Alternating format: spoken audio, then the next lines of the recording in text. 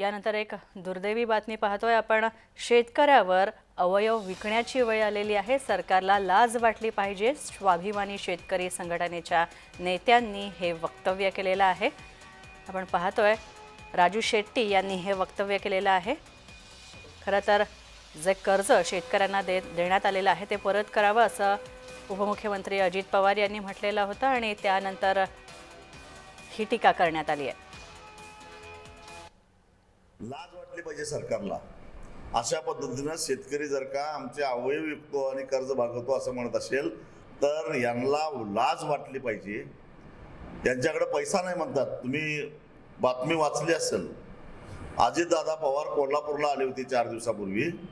विमानतळापासून 16व्या मिनिटात ते जिल्हाधिकारी कार्यालयामध्ये जाऊन पोहोचले, पण त्यांना जी गाडी घ्यायला गेली होती त्या गाडीचा एसी बंद पडला म्हणून त्यांना एवढा संताप आला तर त्यांनी तिथल्या कलेक्टरला प्रोटोकॉल बाजूला ठेवा, नवीन गाडी खरेदी करा म्हणून सांगितलं।